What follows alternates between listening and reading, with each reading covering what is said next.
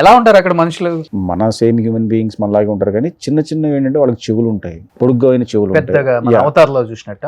Yeah అనుకోండి, ఆ పొడుగాటి చెవులు ఉంటాయి. ఎందుకు అంటే దానివల్ల వాళ్ళకు ఉన్నది దూరం నుంచి ఏదన్నా ఆపద వస్తున్నా, ఏదన్నా ప్రమాదం వస్తున్నా కూడా పసిగడతారు. శబ్దాన్ని చాలా ఫాస్ట్గా పసిగట్టే ఇది.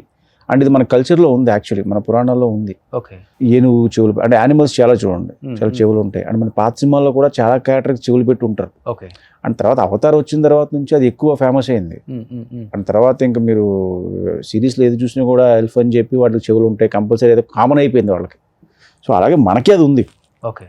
సో నేను అందుకే దాంతో కంపేర్ చేయడానికి ఇష్టపడను, వీటితో కంపేర్ చేస్తే వెరీ హ్యాపీ నాకు. ఓకే. ఓకే. ఎన్ని రోజులు పట్టింది సెట్ చేయడానికి ఈ లోకం?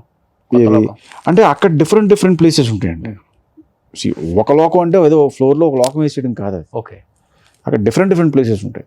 సో ఒక్కొక్క దానికి ఒక్కొక్క సెటప్, ఒకదానికి 3 months పట్టింది, ఒకదానికి 4 months పట్టింది, 2 months పట్టింది. ఓకే. అలా కంప్లీట్ VFX 60% 50% మనం బేస్ సెట్ చేసుకుని, మన ఇంట్రాక్షన్ వరకు బేస్ సెట్ చేసుకుని దానిపై నుంచి VFX క్రియేట్